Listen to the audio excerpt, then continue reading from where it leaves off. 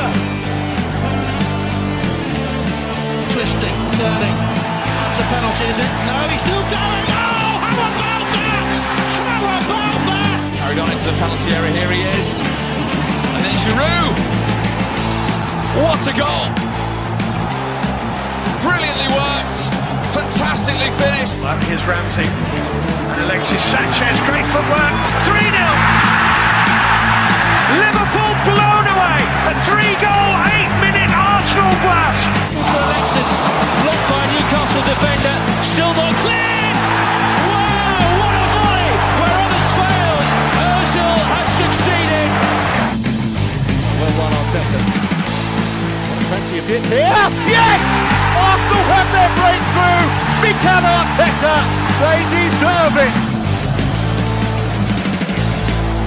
Oh, they're behind again. It's amazing. It's Aaron Ramsey. That's the response of Arsenal. And Iwobi, nicely done. Brilliantly done. Bayer in, Walcott. Sensational Arsenal goal.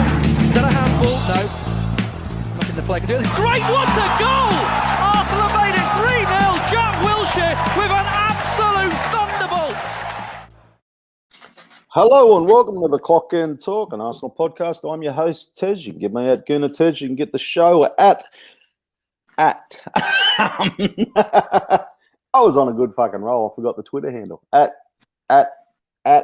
something. I don't know. Arsenal CET pod. It's something weird. Fuck yeah. Arsenal CET pod. That's where it is. We had to change our Twitter handle. We had to change our Twitter account. And thank you, everybody who's followed us over there. But yeah, Twitter has said, you fucked up, Tony. You should not have put a poll out there manipulating fans. Anyway, how are you, do you know what's... Yeah, I'm good. I just want to defend myself. Like, not that Twitter are listening. But I think I actually put, like, I think it was Xhaka, but I might be wrong. Who's your man in the match? It was Xhaka, as in the TV gave, or Sky, or whatever the game was on, gave it to Xhaka. But who do you think it was? And then they've banned us for manipulating a poll by giving an answer before the poll. It makes no sense. Like, well, that's what you told me. I've not checked the emails. They probably... Yeah, I don't know. I've not checked the emails. They probably banned it for you watching donkey porn or something. But you've just said, yeah, it was a dodgy poll. Listen. We know. Look, I can't remember what it was. I can't even get into the account what it was. But you manipulated people. You tried to get votes your way. It didn't work. And mate, long story short, they've fucking banned us. Okay, that's it. I mean, that's not what happened. But if you want to run with that, okay. I do apologise for last week. We couldn't make it. Look, I had the day we're going to record, then I got flooded in, and yeah, floods happen in Australia, believe it or not. And then I had to go and do what I couldn't do that day. So sorry about that, guys. And then I fucked up because the games all fucked me up, and I thought, we could have recorded, but fucked up. I don't know where we're up to, but I'm just going to run through what I thought is Benfica. We drew that game 1-1. You haven't heard from us then. We lost to Manchester City 1-0. We then beat Benfica 3-2 and cruise on through to the Europa League. Thank fuck for that. Leicester City will be the game we'll talk about more in depth here, and we got that win 3-1. Tony, it's been not too bad a couple of games there, buddy. Cast your mind, obviously, quickly back to the Benfica draw. You got anything to comment there, buddy? yeah, I mean, I was really disappointed. We had so many chances, and I thought Benfica were genuinely shit. I thought they were terrible, and I even I came out thinking, well, not came out, obviously I wasn't there, but I finished watching the game thinking, Jesus, we should have won that 3 or 4-0 and the tie should be done. But I was like, I'm not worried about the second leg, because if that's their level, we'll win that easily anyway. And I watched it with Schwinn, and I said to him, obviously the games being neutral venues, I said, I just wish that one of these ties was at the Emirates, right? We would kill them. And he said, do you think home advantage really makes a difference? I was like, no, just a quick pitch. Because they're so stiff and solid and rigid, just a pitch where the ball moves quickly and you can move it across. And like the level of Benfica in that first leg, if that game was at the Emirates, I honestly believe the tie would have been over. I mean, it should have been over anyway. We missed so many chances. We had all of the ball. But I remember, and I think you and Jack had a conversation about it, that it was obviously at Roma, whose pitch is terrible and the ball doesn't move. And it was a lot easier for them to get back into shape. But Yeah. as I said, I come out of that thinking, oh, okay, the second leg will be easy, because I just assumed that was their level. I didn't know that that was a bad day, because you look at the table, I think they were third or fourth in Portugal, which is not the strongest league. And we always hear that it's not the Benfica of old. And we know that because of old, they were the top European side. So I saw it and saw that and thought, okay, it's fine. We should have won, but we'll win the second leg easy if that's their level, which is what I thought it was. And like, I didn't take the pitch into consideration until Jack did bring it up, and Jack was going to join us today, but he's having internet issues. But it's a slow, sloppy fucking pitch. Like, those who obviously, I watch it because of Roma, so I'm actually, for me, I'm used to it. But then you look at Arsenal's style of play, and we move the ball around a lot. We've got quick players who cut into them spaces and whatnot. But with a slow pitch, that definitely, I felt that it played more into Benfica's hands. Well, they got to, I mean, within reason, they got to choose the ground. They would have had a list of options. The same as we did for the second leg, which was our home leg. They had a list of options and they chose that. I don't know what their other options were. Obviously, that wasn't an option we chose. Look, I'm not sitting here blaming the pitch, because it sounds like one of them things where you're going to get memes about someone going, it was the pitch. I'm not blaming the pitch. We still should have won comfortably anyway. But I was watching it thinking, geez, if this was on a quick pitch, the Benfica we played on that day, it would have been so fucking easy. Fast forward now to, or rewind, I should say, 1-0, Man City over Arsenal. My thoughts here, I got on Twitter after it, and I remember a lot of people moaning, whinging, we should have won that game. We should have took something out of that game. I look, maybe I'm in the minority. I wasn't too disappointed, Tony. I'm like, you know what? I expected a 3-0, 3-1 thumping. So I'm quite happy with 1-0. Yeah, it was a weird one, because I think most of Twitter, or most fans I spoke to, was, we were so shit. We didn't lay a glove on them. And that was definitely the feeling on the TV as well. But and I think I have this debate with Addy all the time, that for me, I prefer chances and situations over shots on target, within reason. Obviously, you have to have a shot on target to score, but I would rather have a 3-on-2 that you've worked on the edge of their area than have 2 shots on target from 40 yards that the keeper's walked over to and picked up while yawning. And I think we did create a few situations against City. We broke the press really well, and it's something I'm going to get onto in a bit.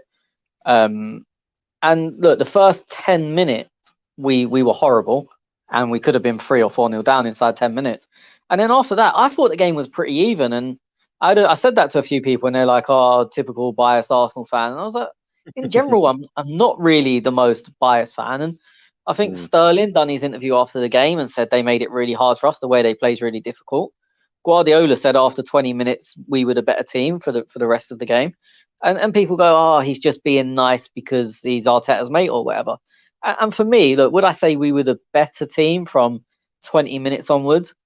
No. But I wouldn't say we was outplayed. Look, I don't think, if it had been a draw, they wouldn't have complained. Like, they wouldn't have gone, that was really undeserved.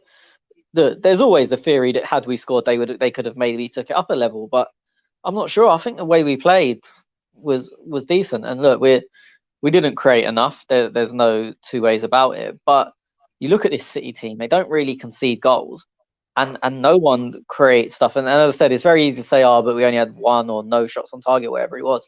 But we had Saka had a good chance where he pulled it wide. There was another where the final ball just wasn't quite right. There we had a few, as I said, situations. I didn't think it was anywhere near as bad as what basically everyone was saying. I looked at the game. I'll be honest. When I seen El Neni pairing up with Granit, I thought, fuck. And then I looked at the Man City team and I'm like, shit, De Bruyne. Geez, okay, he's type of Okay, playing more attacking than he usually is. Sterling, Mahrez, Silva, and I'm thinking this game, we're fucked. Like it was 3:30 in the morning for me, so I watched it on catch up. So I didn't see anybody else's thoughts. I stayed out of the chats as well until I watched it. But mate, I'll be honest, 1-0. I was. Don't get me wrong, I'm not happy when we lose, but I wasn't like, oh fuck, we just got our asses handed to us. So Yeah. What kind of not changed it for me? I don't know what made me a bit more impressive our performance, and people may disagree with this, is I watched City in the Champions League 2 or 3 days later, whatever it was, against Mönchengladbach, and they could not beat the City press. Like every time they had a goal kick, City got the ball back. And with us, City couldn't get the ball off us. Like, not that, that sounds ridiculous. They couldn't. They were trying to press us, and we were just playing around it with ease every time. And like in the end, they had to stop pressing.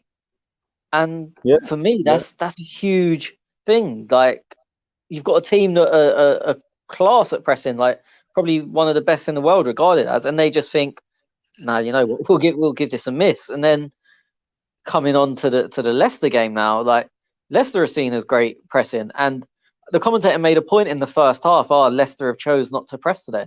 They haven't. They just can't fucking get the ball off us. Like, I honestly think like the way to play against Arsenal now is to not press. Like, leave it, because we're just, I don't want to say we're so good at playing around it now, but we very rarely get caught out. And the amount of times we break through, that was again against City, especially with Saka playing a bit sort of inside, the amount of times we broke through the lines in the middle. And there was one of the journalists at the game was saying that Guardiola and Ruben Diaz, who is the best defender in the league at the moment, were having an argument during the game, because he was saying, Guardiola kept saying, you're letting Saka get free, like they're getting Saka free every time. And Diaz was just saying, he's too quick, like I can't get near him. Like, I just think the way we play against pressing teams now is, I don't know, it looks basic, but no one ever gets near us.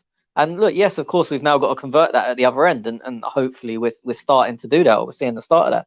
But I watched the City Mönchengladbach game, and it made me really encouraged, even though we just lost to them a couple of days before. MAA Gunner does ask, where'd it go? What were your thoughts on the Sterling header? I forgot about this. I am bored to shit with people saying he beat Rob Holding in the air. This is not defending Holding, but he didn't beat Holding in the air. He was not near. It's not like they're going, 5'7" Sterling out jump. No, he didn't out jump. But it's a very good header from Sterling, and he shouldn't be allowed that space in the area. I'm not defending anyone. I was just fucking bored of hearing 5'7" Sterling out jump 6 foot whatever. He didn't out jump him. He wasn't near him, and yes, that's a problem. I think we was tactically a bit wrong. We was pressing so high ourselves because they had a false 9 that one of defenders was always going, and it did worry me early on, because we'd end up with a back 3 of a 1 centre back and 2 fullbacks, because we were chasing them into midfield and whatnot. And I think early on the players didn't know what they were doing, to be honest. And after 10 minutes, 15 minutes, once the players got used to it, you could half argue it worked. But for the first 10, 15, I don't think the players knew what they were doing, and we ended up with Sterling getting a free header. For me, it was a free header, which again is unacceptable. I'm not defending anyone. I'm just bored. It's not like a corner come in and he towered over Rob Holding. So I saw people saying, and like, Holding had a brilliant game apart from the first 2 minutes, which is what cost us the game. And I'm like, well, it's fucking hard. For me, I'm not blaming. Look, I'm blaming him as part of the whole defense that I'd blame for that goal. I'm not going, that's a Rob Holding alone error. Yeah, mate, I'll be honest, I can't really remember it. I'd have to look back, so that's why I haven't really commented much on it. So I can't really add too much there, but we move on to second leg, Benfica. You said that in that first leg, you weren't too concerned. Now, I watched this second leg as well, and I'm like, I think it was the 60th odd minute, and we're 2-2, and I'm like, I'm fucking concerned. Yeah, look, I wasn't concerned after the first leg because they were shit in the first leg. Even at 0-0, like I don't know, I can't remember what minute we scored our first goal, but even at 0-0 or even at 1-0 up in the second leg, I was like, okay, Benfica are a lot better than I thought, or they're playing really well today. The first leg they were a shambles. The second leg they played well, and I knew, as I said, after 10 minutes, maybe a bit more, 10, 15 minutes, I was like, okay, then they're not shit. They maybe just had a bad day or whatever the other in the first leg. How good is Saka though? It's good to see Aubameyang back scoring again. I come out of this match thinking, how good can this kid actually get? Like, to what level? Because I felt he was just brilliant. Yeah, I don't know. Look, usually you've got a blueprint for defending against certain players or certain teams, and you go, this is how you do it. And it might not work. They might still be too good for you. But you kind of know what you're supposed to do. And if they beat you another way, you go, okay, you know what? They're just too good for me. Like, say a Adama Traore, you know what you've got to try and do, but the guy's really quick and super muscly. Like, he's very strong. It's difficult, but you know what you're supposed to do. Riyad Mahrez, you don't show him on his left foot, but he's tricky, jinks and turns, and then he gets space. But you know what you're meant to have done. With Saka, it's difficult because he can beat you on the outside. He's quick enough. He can beat you on the inside. He can knock it past you and run. He can come inside into space, or he could, like, the two Aubameyang goals really showed two different things. One time he came inside and knocked it quite far inside, ran inside and played a slide rule through ball. Great run, great finish. Second one, he done a couple of step overs and gave himself like a yard or half a yard and puts a great cross in. Like, and as I said, then if you get tight, he runs past you.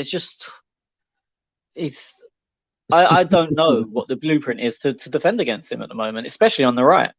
He's just, you know, when a player sticks out and he sticks out on the field, and it's like he is playing with so much confidence at the moment that he is sticking out like a sore thumb.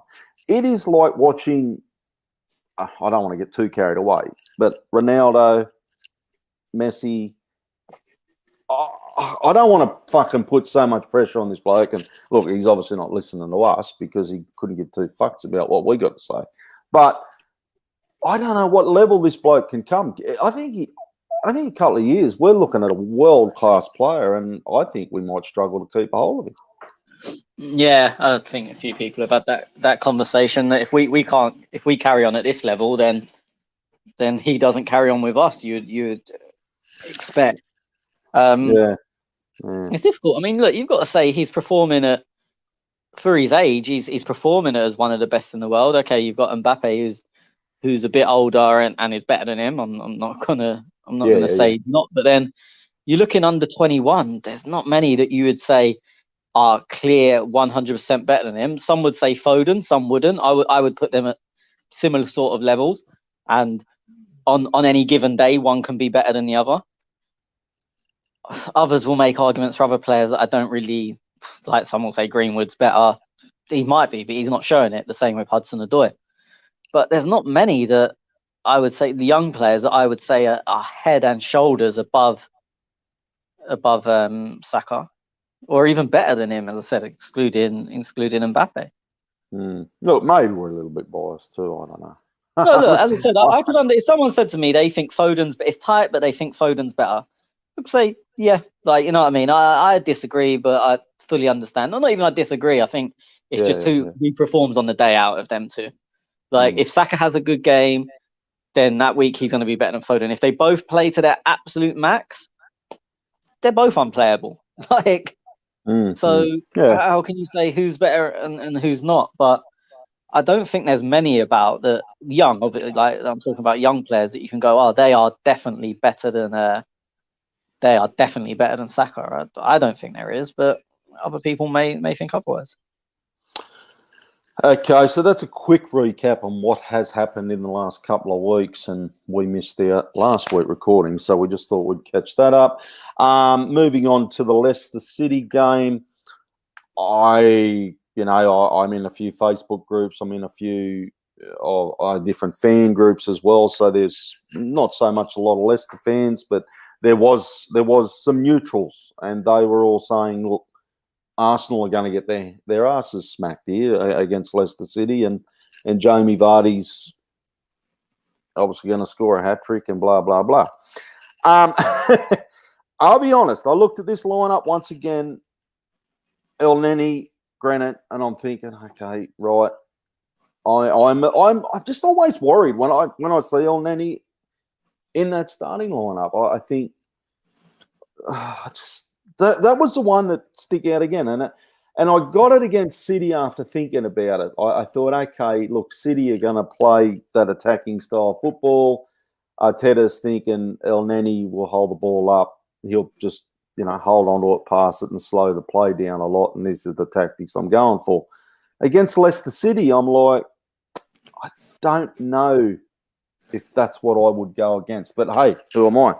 We won the game 3-1. So that was, mate, and, we've got to talk about, as we always discuss, the lineups, and that was the one that stuck out to me. Saka having a spell, but, how can you take it any against Pepe? Willian was the other one that I thought, really. But, all in all, they all had a good game. Yeah, I mean, look, we made 6 changes, and when the lineups come out, people were losing their heads. And obviously, with my betting customers, there's a few Leicester fans, or I speak to a couple of Leicester fans, and they all thought that they would win when they saw the lineups, and even like the neutral fans, they was like, oh fucking hell, what have Arsenal become if this is the team they're putting out? And look, I think most Arsenal fans were disappointed with the team. You could understand what he was doing in terms of players needing a rest, but it didn't look the strongest. People are automatically unhappy when they see Willian on the team sheet. As you said, the Granite, El Neni, Pivot are probably the 2 of the midfielders that people like the least, rightly or wrongly. For me, wrongly, but it's how people feel. But then some of it was very logical. I mean, look, Danny came off at the 60th minute, having played basically, he's been playing a lot of football. Partey's obviously not fit to play 90, otherwise he would have done in a few games recently. So you've got him not fit. Danny's played a lot of football, and Granite and El Neni are probably the 2 fittest. I mean, Granite's never injured, and El Neni, I'd imagine when he's on the pitch, runs more than anyone else. I don't know that in terms of stats, but from what I watch, from what my eyes tell me, I feel like El Neni runs more than everyone else. So I think that was a sort of a fitness decision rather than a tactical style of play decision. And especially with Leicester, they like to counter-attack a lot. Obviously, you've got Vardy, and everyone knows about Vardy. Barnes is quick and good on the break. So maybe if we play them 2, then even if we're going forward, we shouldn't get countered so much, because we've got 2 naturally more defensive players. And if we play a Ceballos, who would also get caught up if we're getting countered. I don't know. Bringing Cedric across to the right back, it's probably it feels like one of the first times we've seen him there out of choice, not injury or suspension. And I think a lot of Arsenal fans have been calling him for it for a long time. I don't mind that. I don't mind that. No, after watching Bella in the last couple of games, I think we said in the chat, how's this bloke even? He is nowhere near the Bellerin that I remember so long ago. He's not even a shadow of his former self.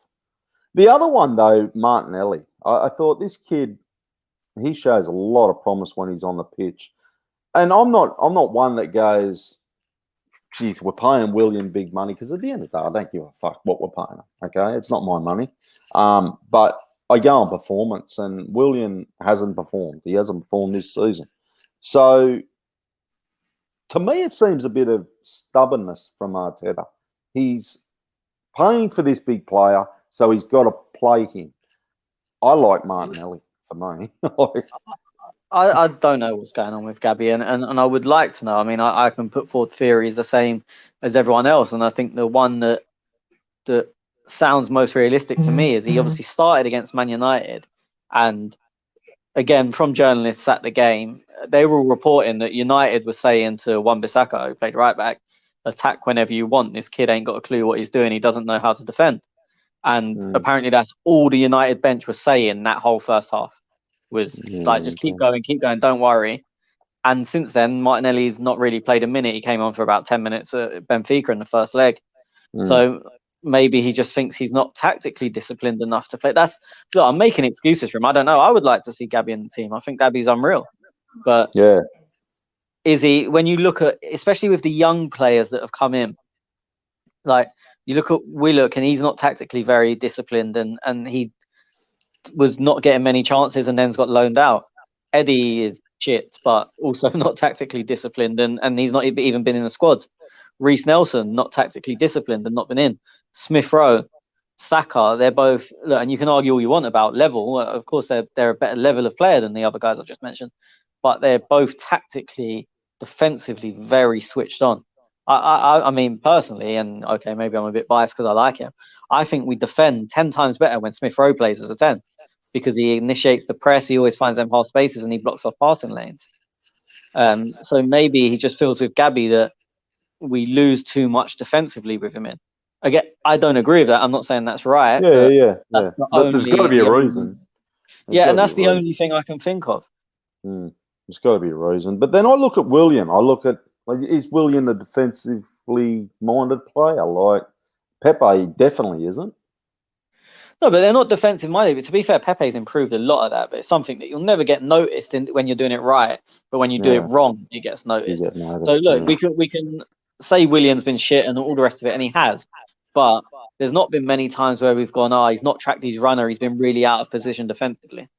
And I know that's not what he's there for, but at the moment, the way we're playing, everyone has to be able to do both. All of the defenders have to be able to play with the ball. The fullbacks have to be able to get forward and overlap.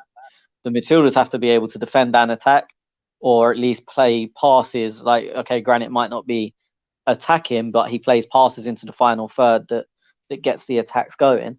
And all of the attacking players have to be able to defend from the front. So, again, I'm making excuses. I don't particularly believe it. I know. We're just, it's hard.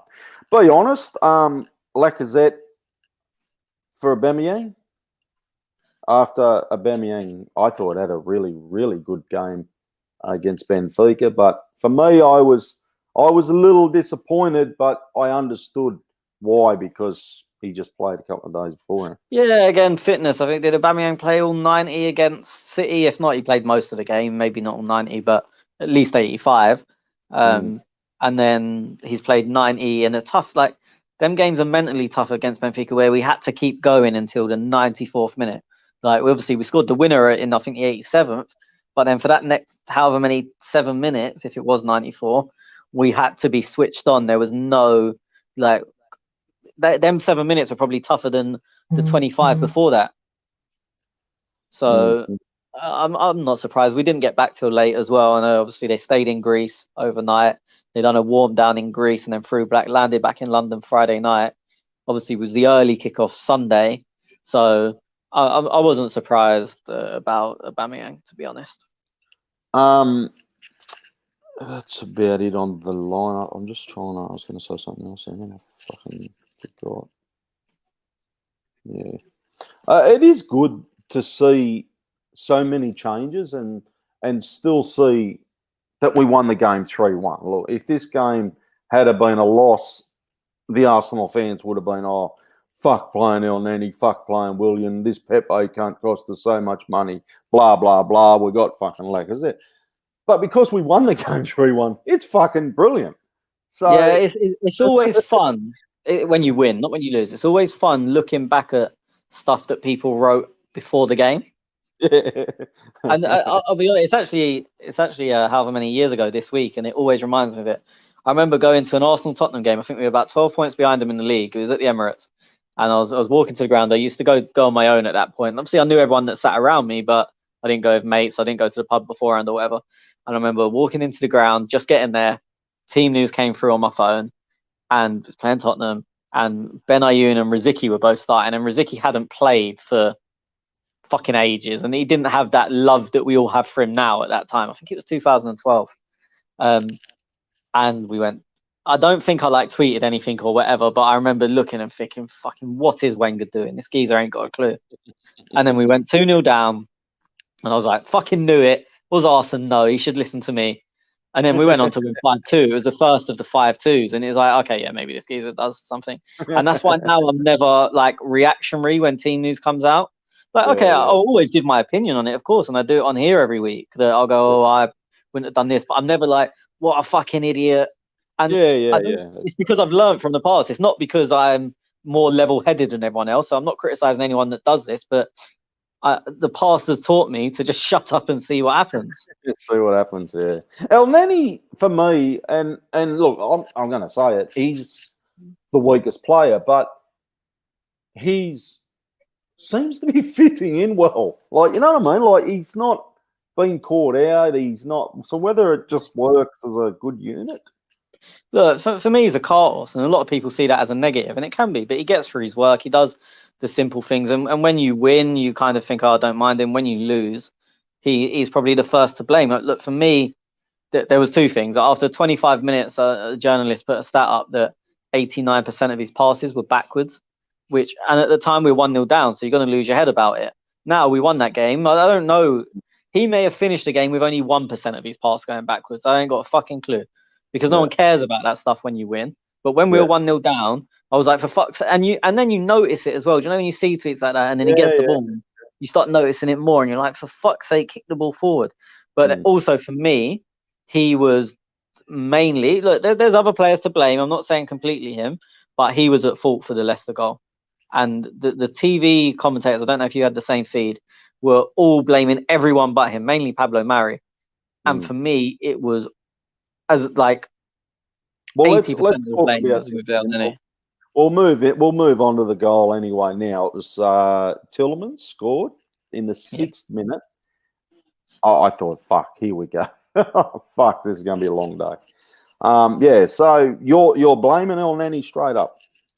Like, look, I always say, unless it's a huge error, that majority of goals are either just pure class from the other team. There's nothing you can do about it. Or a few people have made an error. And for that, a few people made errors, but El Neni is the main one for me. Because he just didn't do anything. And people were blaming Mari for backing off, and he did. But if you look, at the time Mari was backing off, Vardy was basically unmarked because Luiz hadn't got round on the cover yet because we'd lost the ball unexpectedly. So if Mari bursts forwards and tries to get to Tielemans and he slides it through to Vardy, you go, oh, for fuck's sake, why are you leaving Vardy alone in the area? Whereas El Neni was doing nothing. He was backing off, but he was 20 yards away from the ball. He was up there, and I've just watched it back as well. And I agree with you. He is in a space of absolute nothing. Yeah, he's actually doing nothing. Like, if you stopped him at that point, or even now, if you showed him that video and said, what function, what benefit were you to the team there? I'm sure he would say like nothing. Like, I was no use to the team in that point. Look, and I'm not gonna skirt around it. The ball from Granit that originally lost was poor. He played it the wrong side of Willian as well, but Willian for the first 5, maybe 10 minutes was absolutely hiding. And because that ball, if Granit plays that straight down the line, then the defender can't get to it. But Willian kept making himself unavailable, and it's something you see players do a lot when they're not confident. They stand there where it looks like they're available, so it makes it look like they wanted the ball, but they never really. So they'll stand behind someone. They're 10 yards in space, but obviously a player can't kick a ball through a human. So the ball's never going to get to you, but you can stand there and wave your arms and go, look, I'm in space, but you know realistically you're not going to get the ball. And it happens a lot of times when people aren't confident. And I think Willian started the game off like that, which made Granit's ball harder, because if Willian would have been more active, more showing for it, it makes Xhaka's ball a lot easier. That said, Xhaka's ball is bad. You can't give the ball away there. But then, for me, it's a small partly mistake from Willian, a slightly bigger part for Xhaka, and a huge error from El Neni. And maybe Mari could have engaged a bit earlier. I was gonna say you gotta say Mari there as well. But look, I agree. Look, he is a part of it, but I don't. People are going on as if it was a big error. But if you look at the time when Luiz actually gets round to be able to cover Vardy, there's not much time difference between when that happened and when Mari could have left Vardy alone and come to try and get to the ball. If Vardy, look, and Vardy's so quick on his feet, and I think he stepped inside Louise, and Louise didn't track him because he by this stage he'd fucking well and truly gone. The boys, and they were kind of watching where Tillerman's gonna.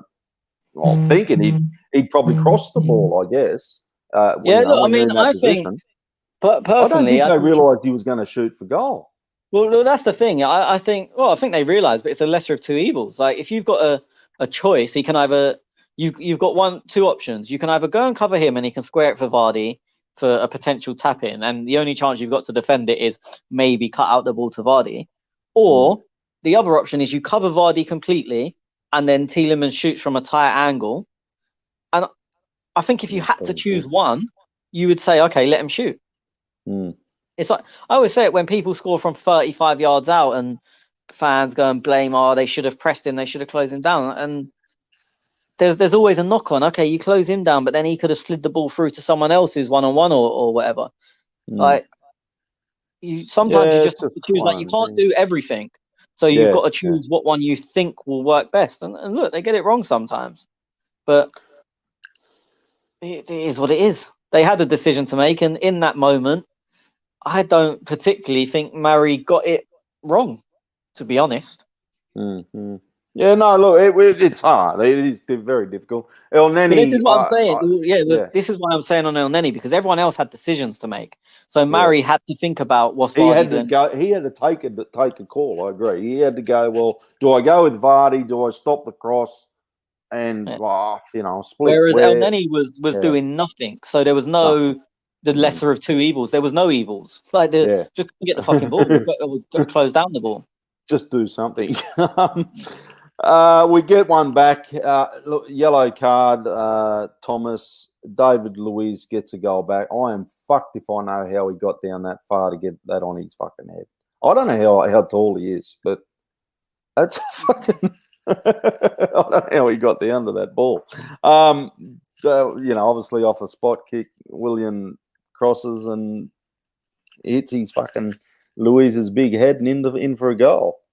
Yeah, we'd created again.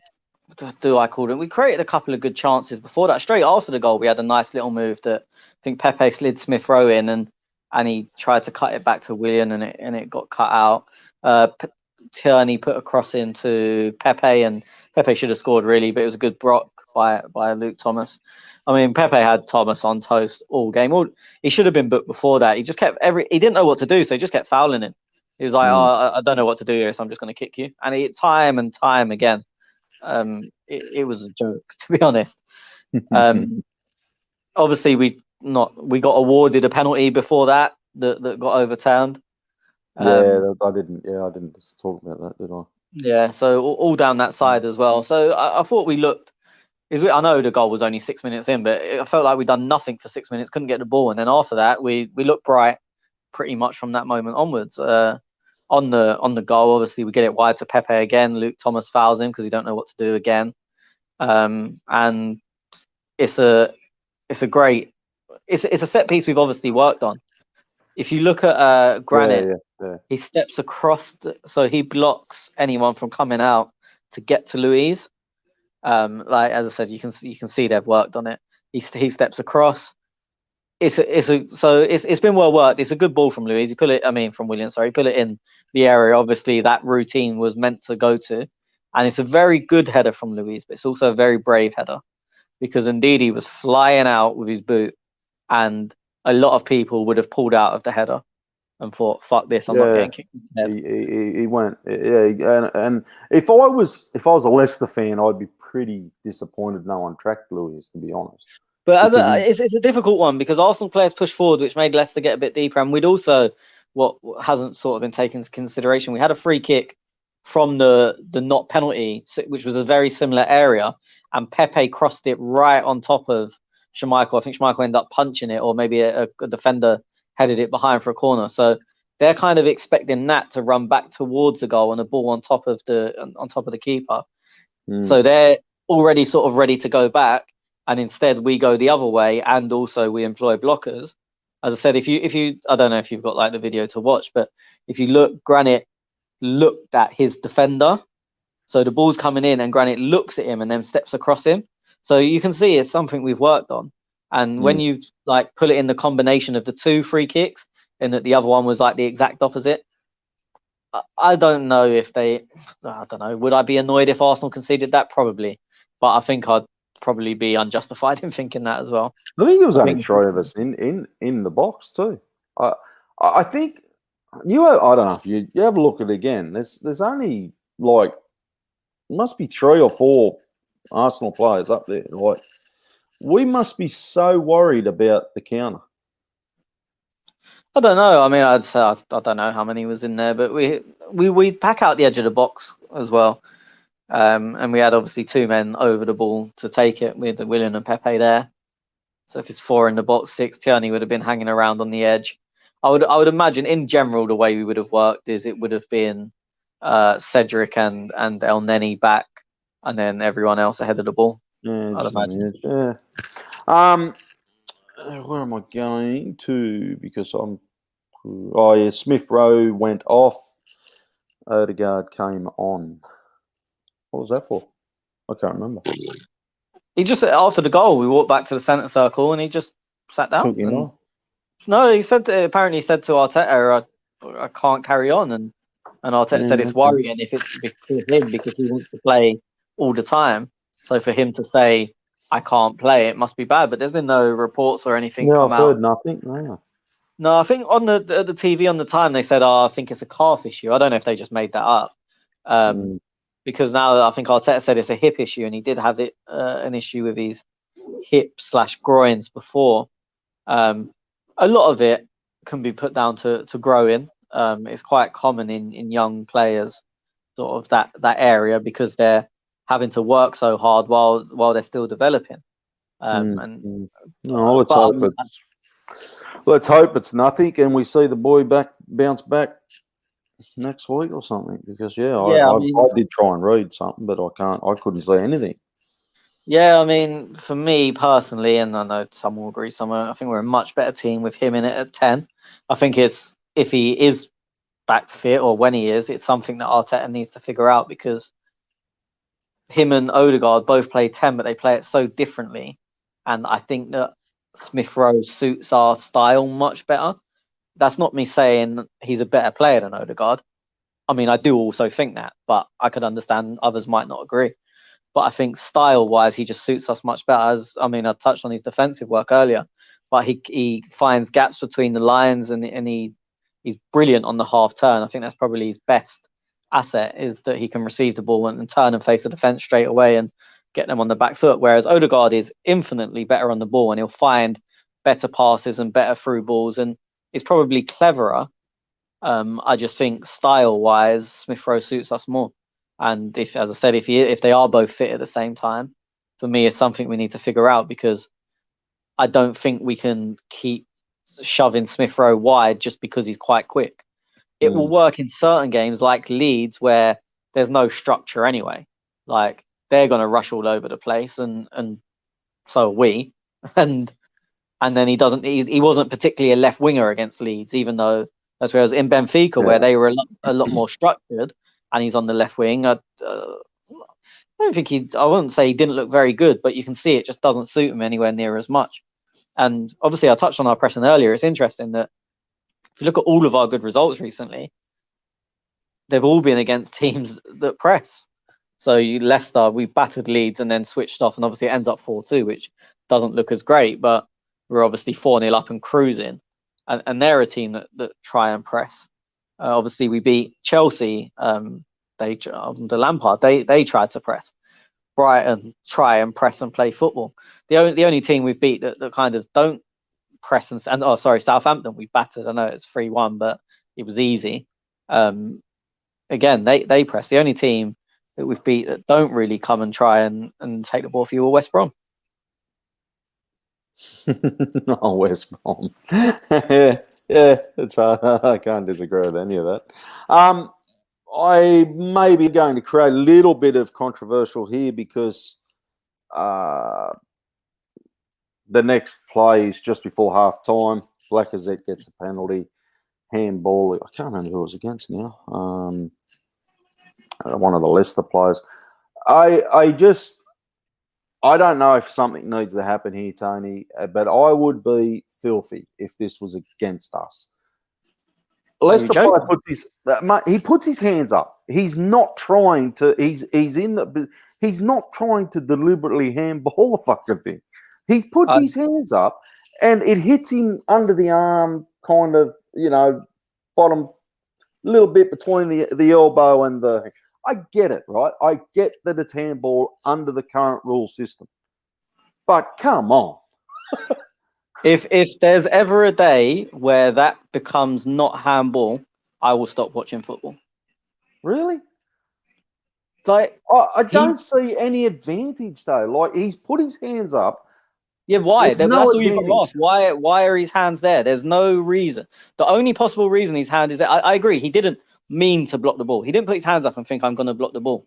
But there is absolutely no reason that his hands should be there. And the only thing that can possibly happen with your hands being there is that they block the ball. There's no other. It's not like he was doing it for balance or he was trying to nudge someone off. His hand is there for no reason. So for me, if someone's taking a shot, the leg up. He's thrown the right leg up to try. Yeah, but look where his hands are. He's made his hands up. For me, I think if that's not handball, then scrap it. Just play with the hands. Fuck it. Like, just say it's now foot and handball.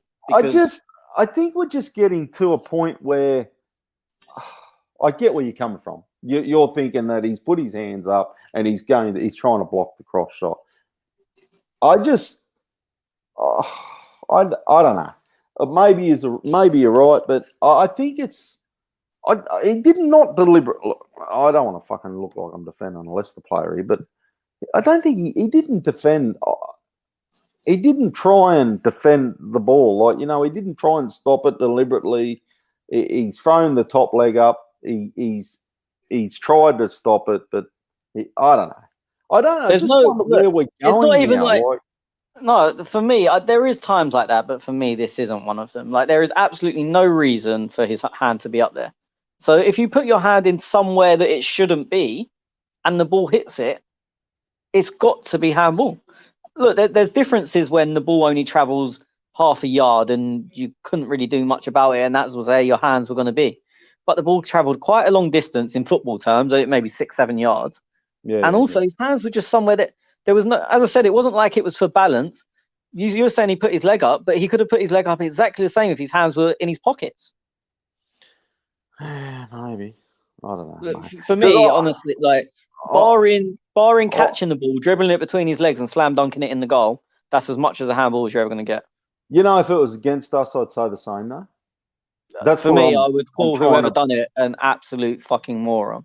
I'm trying to be unbiased a little. Like, I'm thinking, like, I would hammer any Arsenal player that done that.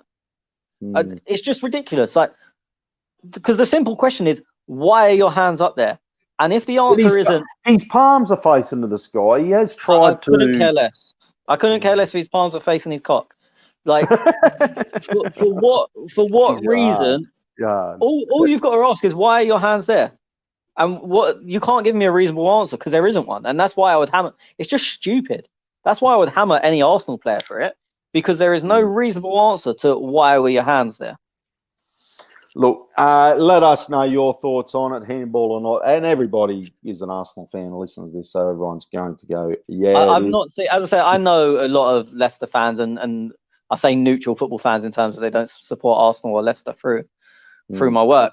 I've not seen a single person say it's not a penalty. I was actually disgusted that he didn't give it in real time. I saw it and went penalty. I went mad straight away. And then they're carrying on playing on. And Arsenal's appeal, apart from Pepe, no one else appealed too strongly. And I was like, what the fuck is going on? And they were, obviously, the game continued for like a minute or whatever it was. And I'm just screaming, like, how is that not a penalty? And the only thing I thought was maybe it was outside the box, so VAR couldn't check it or whatever. But then I was still thinking, why the fuck didn't the ref give that in real time? It was so obvious it hit his hand.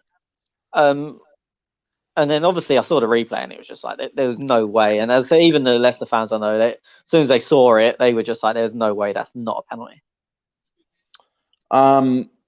Lacazette takes the kick and we get up 2-1. Yeah, I was surprised Pepe didn't take it. Not I don't thought, care. yeah. But as like Lacazette picked up the ball and was standing on the spot or whatever, I just thought, I don't know, because I know obviously they've both taken a few for us, and I don't think either have ever missed, or not in a competitive game. But I was just I was thinking when they've both been on the pitch, who's taken them? But then maybe that's never happened, because I know Pepe scored. Actually, no, that has happened against Sheffield United in the cup last season. Pepe scored a penalty that Lacazette got fouled for.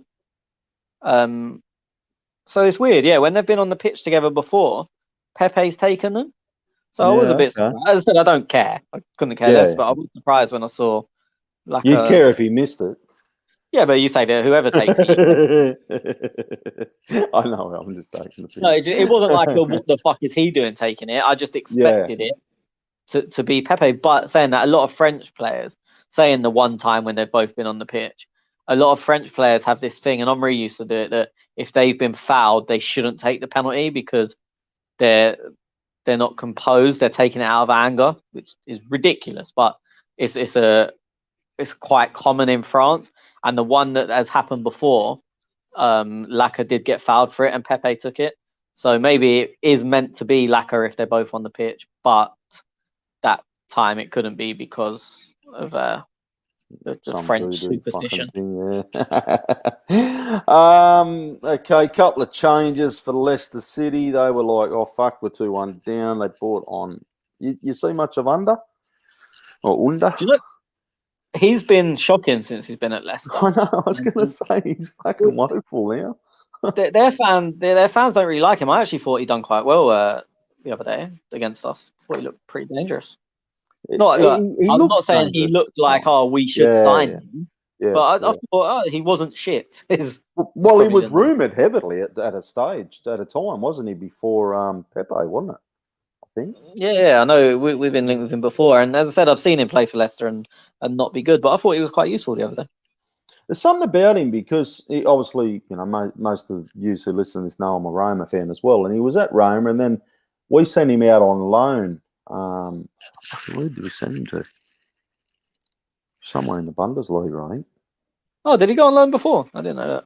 Yeah. So then he went to Leicester. He come back and went back to went to Leicester, and it's like, yeah, it's funny. It's really is because he was like, who's that bearded cunt who signed it? What's he? Monchi signing, yeah. But anyway, getting off track. But yeah, so he was going to be a big thing, but he's not even a shadow of that no more. Don't know what's going on there.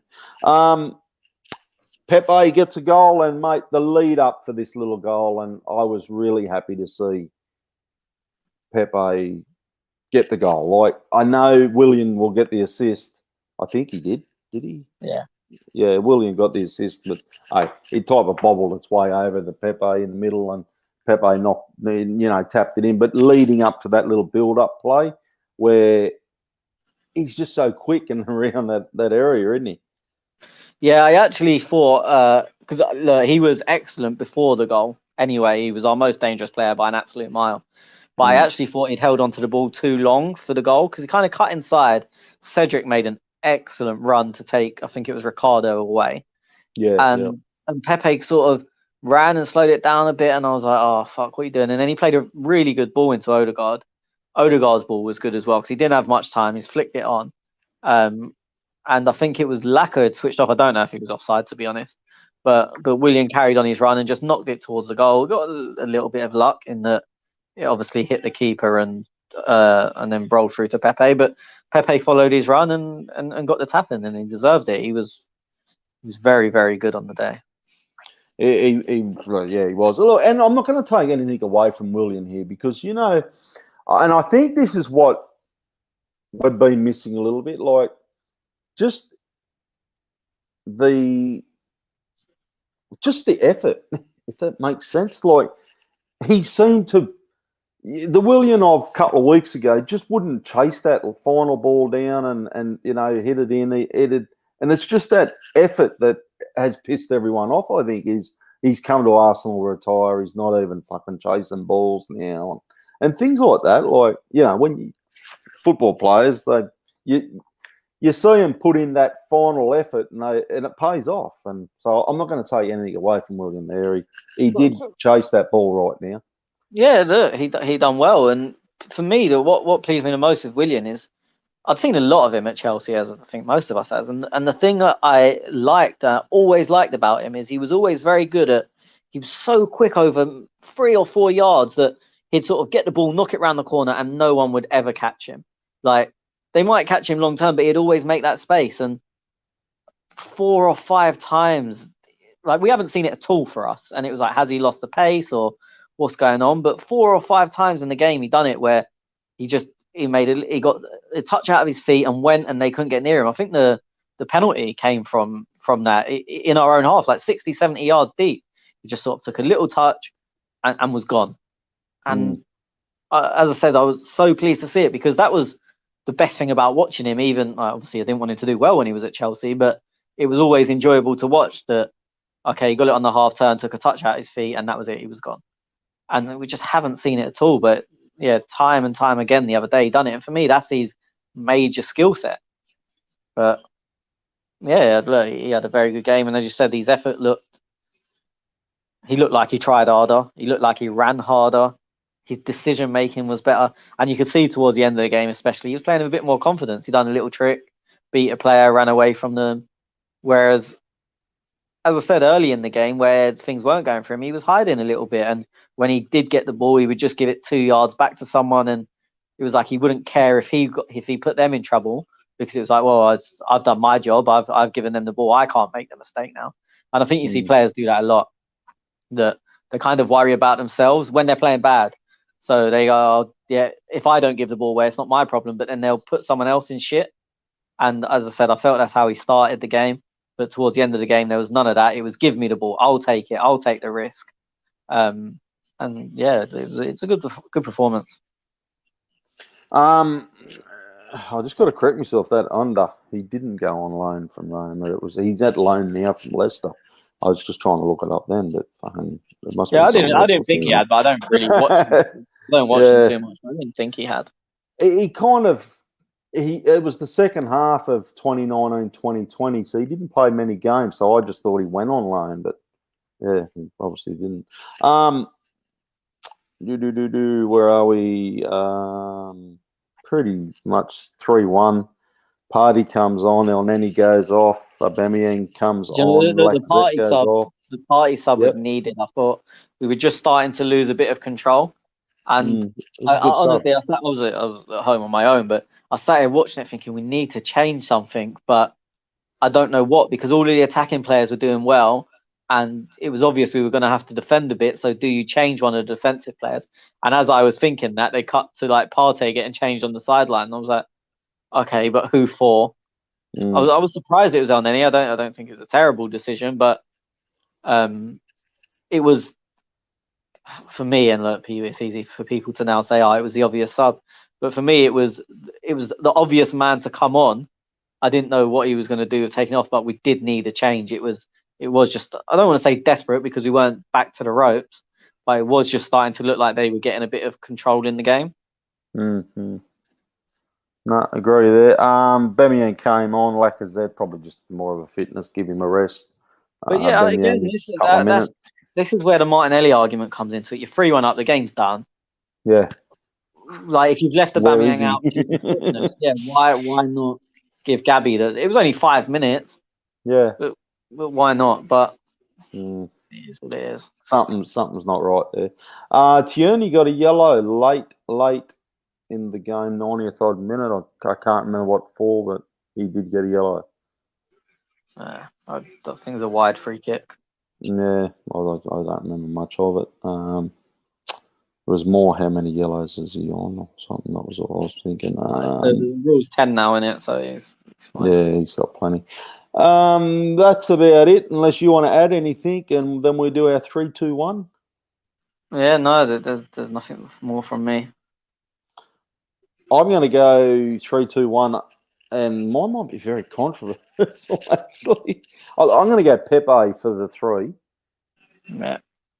I'm going to give William 2.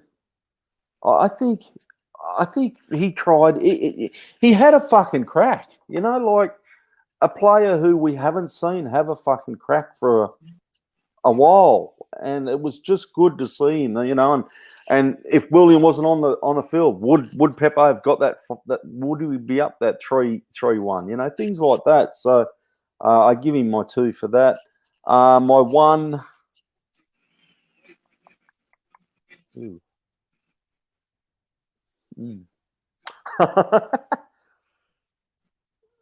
I don't think I don't think there was much from Granit or Nanny. There was just a standard game. It was nothing magnificent.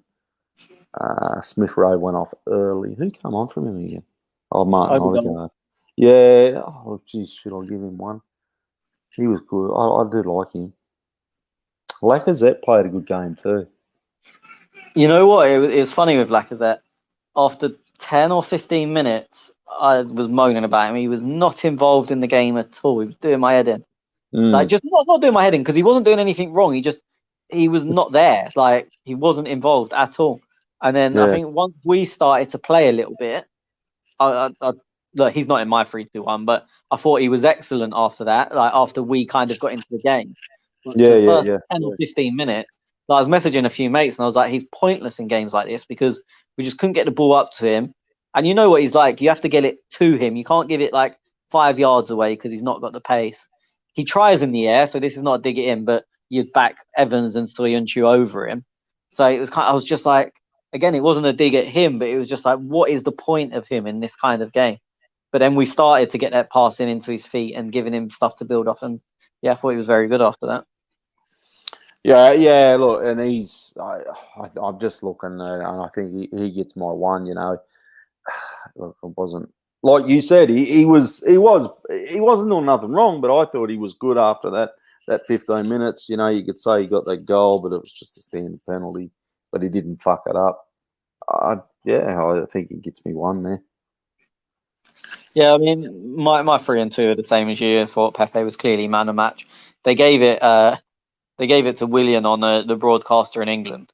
And to be fair, one of my mates messaged me and he was like, I knew they were going to do that. And he said he's not been man of the match. He's just been better than what we've seen of him. So people are going over the top.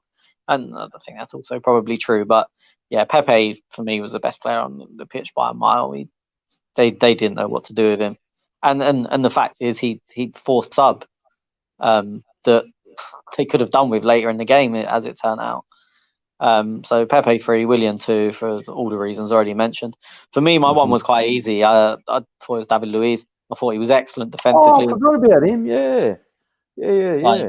Got the goal, excellent defensively. I don't think there's a single thing all game where you can go, oh, Luiz done that wrong. Not that I can think of. There probably is someone. I'll find a clip now. But for excellent defensively. Just a really good game, and obviously when you're playing against Vardy, people look at him and go, "Oh, he's going to be slow, he's going to struggle," but there was no issues with him at all. Him, and I think Granit can be really hard done by. He would be my 4 or my 0, whatever, the one below 1. I thought Granit was very good, but just below them 3. And he obviously made the error for the goal, which means I'm always going to be ruling him out of that the top 3. But I thought he was good. I thought he controlled the game, and the counter attack for the 3rd, he started by nicking in, winning the ball in midfield, and then played the simple ball forward, and Pepe broke from there. I thought he had a captain's performance from Granit. Yep, all agree there, and I'm glad you did give Luiz your 1 because, like I said, I totally forgot about him. So, MAA, I'm already copping it on this handball thing. That's the clearest handball you can get. Worst example of the debatable. Right. Honestly, I've watched basketball games with less handball than that in it. I'm gonna cop it now, aren't I? Anyway, deservedly so. Just fire him at fucking Gunatez. I don't give a fuck, you cunts. Righto, that's about it. I've got a couple of questions, mate. I did see. I'm just gonna look at them now, and before I do that, I better do. Where's that little ad thing? Better do this one. For Gooners everywhere, this is the ultimate football app for you. For match highlights, interviews, and the best Arsenal videos and podcasts. Download the free Gunners app now from the App Store and Google Play. Just caught me eye. Fucking Wolves 1-1 against City. City 20 just to go. scored. Oh, did No, they? City. Yeah, it's 10. It's 10 to go, and City just scored. Okay. Always worry about the Wolves. I didn't bet on the game though, because I put another bet, and I said, I just don't trust the fucking Wolves against City. They were absolute dog shit until they scored, basically. And then for 10 minutes after they scored, if you'd have had to pick a winner, you'd have probably gone them on what was actually happening. And then City came back into it. But they had a couple of really good chances. For those who are so wondering about betting and stuff, if you do have a punt, you can follow at Punting Pirates on Twitter. That's my new little venture. Apparently, we're going to be doing some podcasts later too, so we'll see how that goes. More for you, Do you need me to carry that one as well, or do you? Actually, I'm gonna hit you up later to get in your little chat group there. You're not fucking coming in to advertise. Yeah, you're a little early. You're early fucking lineup news. How much I got to pay again? What is that? Give it a plug. For you, fortunes. Fucking noise bloke. You're not going to give it a plug. If people want to get team news about 10 minutes before it comes out, pay me $5 a month. Done. I mean, it's useless for us because I put the Arsenal stuff in our group chat anyway, and most of them know where to find, because I get it from different places, and most of the group chat know where to get the Arsenal stuff, but obviously they don't know for other teams because it doesn't matter to them. But obviously I've got different places for different teams. So obviously I got City early tonight from one guy, I'll get Arsenal from someone else, and blah blah blah. But yeah, I mean the Arsenal ones, I think most people know where to get it anyway. So anyone listening to this will probably not care. Yeah, but true. Obviously for me, just if you're betting, then obviously you know the lineup's going to be stronger or weaker, then you can bet on that side.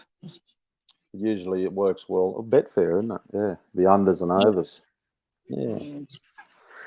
I just want something else. Oh, yeah, patrons. We do have a couple of you guys who joined this week. Obviously, people were wondering why isn't a podcast come out. So you wouldn't believe it, 2 new patrons pop up. So welcome to you guys, and thank you for your support because you're actual helping create this podcast. StreamYard costs money to do these live shows. It also costs money to host the podcast on Podbean. When you say it costs money to host it, do you mean you pay yourself to host it? Because I get Tony's contract isn't cheap, just quietly. Yeah, it's not cheap, it's free. Bullshit. Bullshit.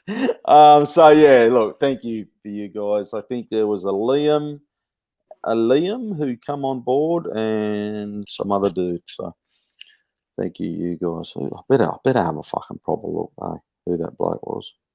Because, it's pretty fucking piss poor. Give them a shout out and you don't even fucking get their names right. Corey and Liam, they've jumped on Patreon. So hopefully you boys have caught up to our old shows as well. There's a couple of old shows there, and we'll do something on that soon, actually. We might do. There's an international break coming up, isn't there? Yeah, we'll think of something to do there. Golson fan, people are getting their questions on our Twitter account. I threw out a thread. Pepe had a solid game, and I think that has a lot to do with Cedric. Oh, interesting, playing behind him. They combine well together. Do you think Cedric has a chance of becoming the starting right back over Bellerin? And any thoughts on what might happen with Balogun? Cheers, cunts. That's nice, isn't it? Yeah. It's definitely you, because only an Aussie would say that. No. Let's go back a minute. He spelt cunts with a K. An Aussie would never do that. Yeah, but you're not the brightest Aussie, so you just don't know how to spell. Nice cut. I don't think Cedric will get ahead of Bellerin. I hope he does, and literally anyone who's listened to this since day one or whatever will know. I was talking about Cedric 4 years ago. What do you hate about Bellerin? What is it with you though? Because I get Shit. with me. I liked Bellerin, but now his form is not the greatest. You've obviously seen something earlier when Barcelona were looking at him for 40 million. Well, no, to be fair, when I was first saying about Cedric, I was just about to come onto this. It was 3 or 4 years ago or whatever. I said he would be very solid backup, that you'd have no problem if Hector was to be out and he had to play 10, 20 games in a row. You'd have no problem with Cedric being there. I didn't say at that time I would have said Hector was better than him, but since then I don't think his form. He's not. He lost his pace probably 2 years ago, and he was always very bad defensively, always. But he was quick enough to get out of trouble most of the time. Not all the time, but most of the time he'd be in the wrong position or whatever. But his pace would get him out of trouble. Since he lost that pace, it means his overlap's not as effective because he's not as quick. It means his positioning is, you notice it more because he can't recover.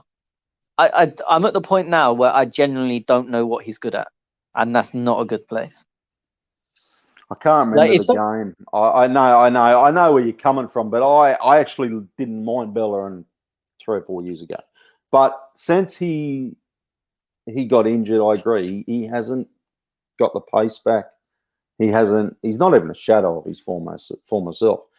But now he's not even a good footballer. That's what's thrown me. If someone now said to me, what is good about, like, what are his assets? I don't have an answer for you. And this is not through dislike. I mean, it slightly is. But it's not through I don't like him. No, do you know what? I've said this to someone before. It might have been on here. I watched his documentary. I binge watched it in like a day or maybe 2 days. And I thought, you know what? He comes across as a really nice bloke. I really want to like him. I'm going to lay off him and not mention when he's so bad. And then 5 minutes into the next game, I hated him again. Like, it literally took 2 days to me to come around to, like, you know what? He's a really nice guy. Let's get behind him. He's been at Arsenal. He gets it. He understands what it's like to be an Arsenal player. And then he makes one bad pass. I'm like, you're just shit. Yeah, look, I agree. There's a game a couple of days or a couple of weeks ago, and I was thinking, what does this bloke fucking do? Like, really? For me, I would have Cedric in, but you've still got to balance it. Like, Cedric, you're coming into Europa League. Look, if it's a Europa League final against, I don't know, let's say anyone, right? Anyone. I want Cedric there starting over Bellerin. Yeah, I agree. I think Cedric, because he's technically better, I think he works better with pretty much everyone we play on the right wing as well, because he can get the ball down, knock it into them. He makes good overlaps. And he understands more, and this is something more so with Saka than Pepe. He understands when to just fucking leave them. Like, don't get in their space and leave them one-on-one. Because if you then go for the overlap, a defender comes with you, and now suddenly that area is a bit more crowded. It's a bit harder for the winger to go and beat someone. I mean, I touched on it earlier, but if you look at, say, Saka's assist against Benfica, the first one, he has to run massively in field. Not a bad thing, and it's something that Saka can do, but that's because Hector's going on the overlap. So it leaves Saka with no option. He can only go in field because of Hector's overlap. The second assist, he's getting into the box, and that's because Bellerin's not there. He's one-on-one with the defender. There's no one else getting in his way. And 3-1 City. Yeah, there's no one else getting in his way. And Bellerin's off the pitch, albeit it was Saka at right back at that time. But I think Cedric more understands when to leave a winger. Like, okay, you're one-on-one, you do your thing. Like, if you look at as I said, Pepe had Thomas on toast and got fouled by him 3 or 4 times in the first half. And every time he was left one-on-one. There was no Cedric and Harvey Barnes in the picture. It was Thomas and Pepe. Because Cedric knows, if you're one-on-one, I'm going to leave you to it. Look, and exactly right. Bellerin, he does try to overrun the lap. And maybe that gets in Pepe's space a little bit too. I'm trying to think when they played together. Like, I don't think they've played many together, have they? No, I think it's more a thing with Saka that we tend to leave Saka, like, go on, you do your thing, you go one-on-one. And I think Hector can get in that space. And look, I'm not saying overlap's a bad thing. There is always a time and a place for an overlap. And you only have to look at Tierney on the other side to know that I'm not saying an overlap is a bad thing. What I'm saying is there's a time for it, and there's also a time to just leave the guy. And the problem for me with Hector is he goes for the overlap or underlap every time, and he just crowds it out. Yeah, no, I agree with all that. That's and it's good, and it's good that we've got options. Like you've got 4 players there in Saka, who is just absolutely brilliant and brilliant to watch, and he's going to the next level. You've got Pepe, who we spent a lot of money on, who a lot of people say we wasted a lot of money on, but now we're starting to see, I don't know what it is. We're starting to see something from Pepe, right? He's been very good for the last month or 2 months or whatever it is, but I'm very hesitant to say that. Okay. No, look, I rate him anyway. I don't think he's anywhere near as bad as people have made him out to be. But okay, yeah. I just hate that we're going on. Now we're seeing the £72 million player. I mean, a few good games, and I think he scored 4 in 7 now, which are good numbers. I'm not criticizing, but that doesn't mean he's now arrived. No, not at all. What's the saying? One swallow doesn't make a summer or something like that. But, we've got options. If we're in the Europa League final, I'm still wanting Saka, but I don't know if I'm wanting Bella. I know. I want Cedric. I think I'm wanting Cedric and Saka.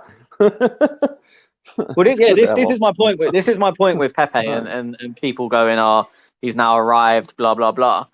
If I'm naming 4-1-C, offside. If I'm naming my strongest 11, Pepe at the moment isn't in it. How can I say he's arrived and he's now everything we expected when he doesn't make it into my strongest 11? Okay, maybe he does on the left actually. Well, that's an option on the left. Well, it's weird. And I think I said this before that he couldn't play there. Like he was dog shit every time he played there. Yeah, but would you have Saka on the left, Pepe on the right? No. Saka for me is not moving from the right wing. Okay. But yeah, for me, Pepe was dog shit on the left. Couldn't play there. Was terrible every time he played there. And then what game was it? Southampton. He went there one game recently, done really well, and sort of hasn't looked back. And then he played there against Wolves and scored. And then he's looked good every time he's there. Yeah, no, it is definitely an option, but then you're talking 2 players, 2 wingers who got in our 3-2 this week, both of us, Willian, Pepe. So it's like, fuck, there's so many options, it's crazy. Oh yeah, look, that's what I'm saying. We've got options. I'm just not saying Pepe's arrived when I probably don't have him in my strongest 11. Granite Xhaka, couple of lads have seen what I've been seeing for a long time. Wait, there was another. What was the other part to that question? There was another part, but I don't think. Another part. Any thoughts? Bolligan. Oh yeah, I think he's gone. Bellingham. Yeah, I think he's gone. I've been saying that for a long, long time. Yeah, he's. Where is he at? He's on loan somewhere, isn't he? No, he's missed the last 223 games, and I think they're saying he's injured. Oh, okay. Yeah, Granite Xhaka. You just did that deliberately then because you wanted to send me off road. MAA Gunner, he says, I saw Granite doubled his average successful tackles and recovery. So that's what MAA Gunner is. Hackon Larson on Twitter has finally seen the fucking light. Hackon. He has been listening to us for a long time and he has never seen the light on Granite. He's often said Granite should be fucking sold, should be gone. He's useless, blah, blah, blah. Hackon. I'm glad you've joined the dark side, brother, because he says one of our most consistent players this season. But he says, he gives a positive, but then he kicks you in the fucking guts with, I still think we need an upgrade on him, but he has been important. Fuck me. So that's a talk up, a belt down, and then still a bit of a talk up. Shout out, Hacken. Good on you, buddy. Yeah, have to agree with that. Hack on. Granite has been our most consistent players, but do you think we still need an upgrade, Tony? Do you know what's difficult is, and people that don't like Granite will go, "Oh, this is easy." Putting a name on it. Look, everyone, you can always upgrade on everyone, right? Unless you're like, even whoever you regard as the best team in the world, say it's Bayern Munich, there'd still be probably 9 of their players you could probably upgrade on, or at least 8, whatever. So of course that he could be upgraded. Now, if I ask you to put a name on it at someone that realistically could get in an Arsenal shirt, I don't think it's so easy. But the issue with Granit is there's a lot of people that think he's the worst player in the world. So they'll go, oh, you can replace him with anyone. You could put my little niece in there. Like, you know what I mean? Yeah. For me, I struggle with a realistic name to put in there. And other people may disagree, but I struggle.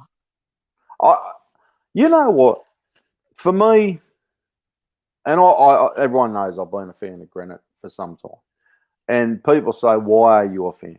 I love a bloke who's an engine in a team, right? He is the bloke who controls the fucking team. Yes, you can upgrade that engine to a Ferrari or whatever. But for what we've got at 35 million pounds, I think it was, he's the fucking heart of this team. You can replace the players around him, but you've still got that bloke in the center controlling everything. And that's what I don't know if you can, you're going to get, what's the word?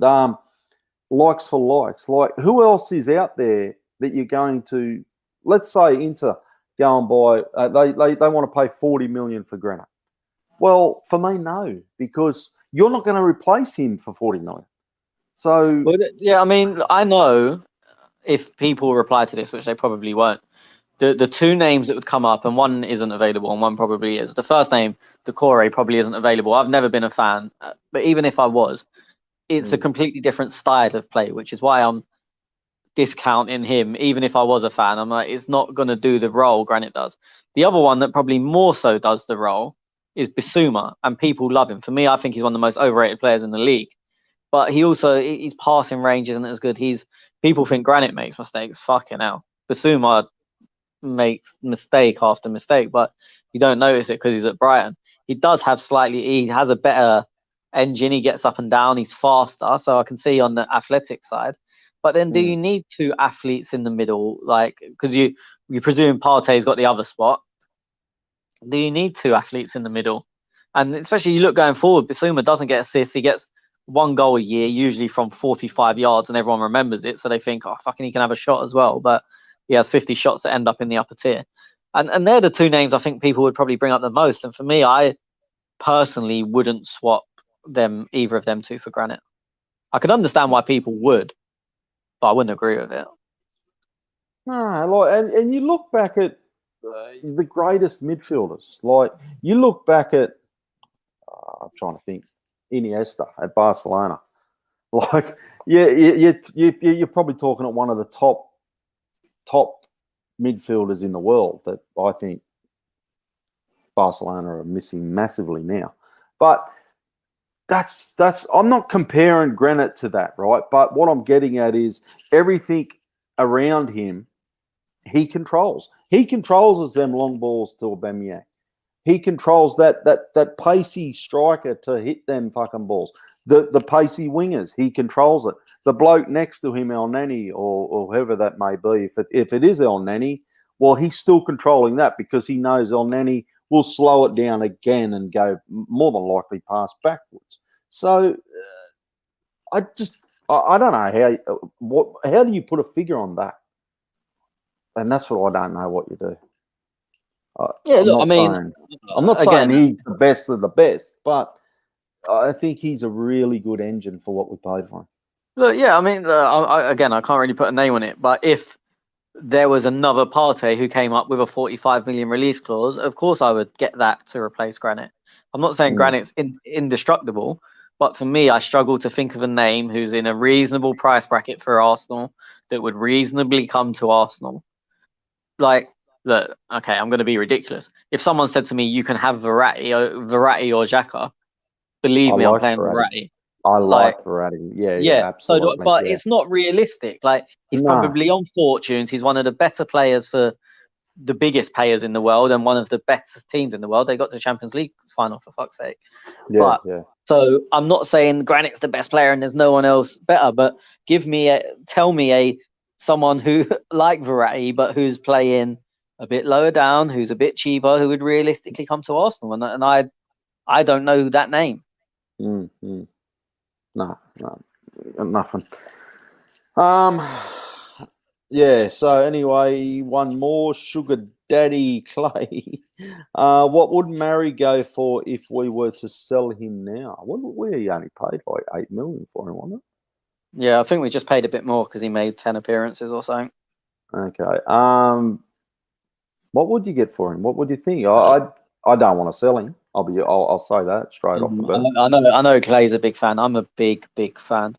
I like him. The thing is, and again, everyone that listens regularly knows I like deep defenses, and as soon as the lineup came out the other day, it was I can't believe he's playing over Gabriel. Gabriel's quicker and Vardy's quick. Gabriel would have been the worst possible player to play in this game because he tries and wins the ball in midfield and it leaves space for Vardy to run in behind. Pace doesn't matter when you defend deep. Or okay, doesn't matter as maybe is a bit over the top. It is so much less ineffective when you defend deep because, like, if me and you both stand up against the wall, neither of us are quickest. Don't matter who runs fastest, we're both hitting the wall. There's no space to run in behind, and I think there was only one time in the whole game where we got caught up high, and it was when Murray stopped Vardy. I'm not taking that as quick as Vardy. Vardy was fucked. Vardy is so injured, it's a joke, but they're so reliant on him that they're making him play through it. You see from about 6 minutes that Vardy was fucked. Yeah. Who's the leading goal scorer this year so far? For them? No, just in general. Because Salah. his name's usually up there, that's all. Yeah, look, I mean, they've had quite a few penalties, so he probably is still in and around there. But I think they said either side, he had an injury where he had 2 weeks off, and either side of that injury, like maybe the 4 games before and the 4 games after, I think he scored 1 goal. He is nowhere near fit. They're just so reliant on him that it's a joke. I couldn't believe, even at half time, I was like, I couldn't see him coming out for the second half, and then he played 90. It's insane. But so I'm not saying that Murray caught him and he's as quick as Vardy as well, because he's obviously not. But for me, the ideal way to defend against pace is defend deep. And for me, and I've had this argument in the group chat, our best defense is Murray and Holding for me. I think Luiz has done well this year, and he hasn't made many, I'm going to call them Luiz mistakes, where you go, what the fuck were you doing? I think he's only been sent off once this year. He hasn't. Yeah. If you go consistently Holding and Pablo have been the most consistent. Well, it's because they're both pretty good in the air. I think Holding's our best defender in the air, and Murray's 78 foot tall. And they both know their limits. And this is my problem why I don't really like Gabriel. I don't really rate him because I don't think he knows his limits at all. And that's a problem. For me, I see Vermaelen. But you know what I like about Gabriel and David Luiz is they give you that X factor. And sometimes an X factor will do something crazy like, okay, David Luiz, he had a great game, he got a goal. Like, you know what I mean? Where Pablo and Holding won't, but they'll give you a brick wall. I don't want X factors in defence. Yeah, okay. Ever. Yeah. Like, you look at who's the best defender in the league this year? Ruben Diaz. Doesn't do anything flashy. Van Dijk. Nothing. Okay, he can pass. I'm not saying they're not good, but Van Dijk, you never go, fuck me, that was, like, you know what I mean? That was crazy. That was magic. John Stones, he's probably coming back to a bit where... Because he's playing simple. Yeah, he's now simple, his game, where... And now we're saying he's good. Wasn't he? Yeah, he's not, but, he's pretty good now. A centre-back having X-Factor is bullshit. Like, I want it from my strikers or Pepe, where he's stuck in a position and he'll do a little nutmeg or a step over and beat 2 players. Perfect. Give me X factor. That's where I want it. Yeah. Not in defense. Head it, kick it, tackle it. Done. Yeah, keep it simple. That's why I reckon Mertesacker was a bit underrated. I like what Mertesacker did. He was. Yeah, I think Mertesacker and Murray are very similar. Yeah, he was just very simple. Like, if only he had a little bit more pace, but he was simple. He was simple. As I said, you defend deep, and you need it. I mean, for a long time, Mertesacker was what's the word I'm looking for? It was a detriment to him playing with Vermaelen because Vermaelen knew he was half quick and tried to press up, and then the ball got spun in behind, and Mertesacker was never going to be quick enough to cover. Koscielny, even though he was very quick, they had a good understanding of that. They didn't want to go too deep because Koscielny wasn't the tallest, but then they didn't want to go too high up because Mertesacker wasn't the fastest. So they had a good understanding. I like that Holding and Murray. No, okay, neither of us are going to win a race, so let's not get in them. That's the. Do you know what I mean? If you can't do something, the easiest way is to not get involved in it. If it's like, you reckon Pablo does he? I don't know if you've been to the ground to watch Pablo play because I'm not sure about COVID. Yeah, I've seen him. Yeah, you did say. Yeah. Is he a loud talker? Does he? You know, set the defence? Because I wouldn't imagine Holding would. No, Holding's loud. Holding's very loud. Holding's loud. Okay, interesting. Yeah, I mean, look, Murray will talk. To be fair, I saw Holding last. I mean, not Holding. I saw Murray last season, and he didn't play with Holding. And then when I went this season, Holding didn't. Murray played, but Holding didn't. So, and also when I saw Murray last season, obviously there was crowds there, so no one's loud. Like, you know what I mean? The fans, you can't hear anyone. Really. The fans are you might loud, hear one person once say something, but in general, you can't hear anyone. I've only been to one game without crowds, or there was 1,000 of us or 2,000, whatever it was, and no one really stuck out as loud. But Murray played, he scored, but I don't think he played with Holding. I can't remember actually. Maybe Holding did play.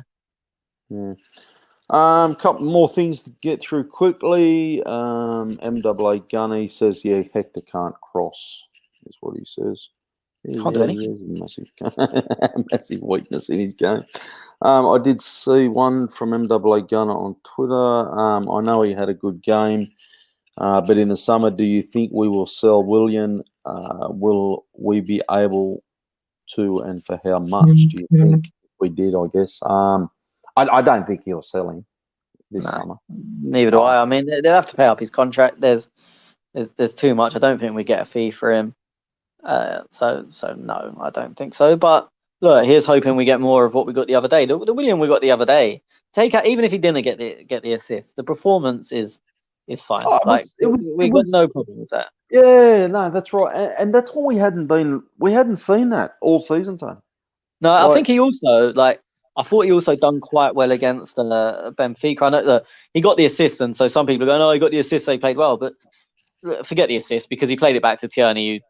Basically, it was all him. The assist was nothing. But I know people were moaning at Arteta. He's, why is he bringing Willian on instead of Pepe or Martinelli? And I actually completely agreed with the reasons that Arteta gave, in that they were tight, there wasn't space in behind, so he wanted someone that works more in small spaces. And Willian is better at that, or especially the Willian at his best is better at that than Pepe or Martinelli. So look, let's hope that, I'm not going to say he's back or he's arrived, but let's hope this is a springboard onto better things, and hopefully it is. Right, that's about it, mate. Hour and a half. We'll be back next week. Have you got anything else to add there? No. All good? No. Okay. Thank you, everybody, for listening. Thank you for downloading. A couple of you guys who listen live, thank you. I know it is a little bit tougher because you probably can't find us with our Twitter account down. We did have, and then we disappeared off Periscope after that, but I've now got Periscope back up. But hey, the podcast listens are still good. So you guys, shout out and massive thank you to you lads. Massive thank you to our patrons. You can get me at Gurnatez. Jack, Schwinn, Addy will be possibly joining us next week, I guess, with Tony and himself. Can I just say quickly on the people that are following us on Twitter, and this is going to sound well beggy, but on the old Twitter, we had like a third of the followers, and the interaction was always great. Like, put a question thread up, we got loads of questions. We put a poll up, loads of responses. This one's bullshit. Like, it's pointless. No one replies to anything. No, I know. I was thinking that the other day. I was thinking we actually got more followers now, but zero interaction. Yeah, I don't know. I wonder why. I thought maybe it's just been quiet. Hasn't been much that's why news. I wanted the old account back, because I don't know if people looked out for us. Well, you fucked that, didn't you? You fucked that. It was you. Trying to manipulate. But who do you think you are, Donald Trump? Well, that's all. It's also a theory that Shrin logged in the middle of the night and put up some propaganda. that is a very possibility, that one. All right, mate, it's been a pleasure. We'll catch you next week, buddy. Cheers. Cheers. Thank you, everybody. Goodbye and good night.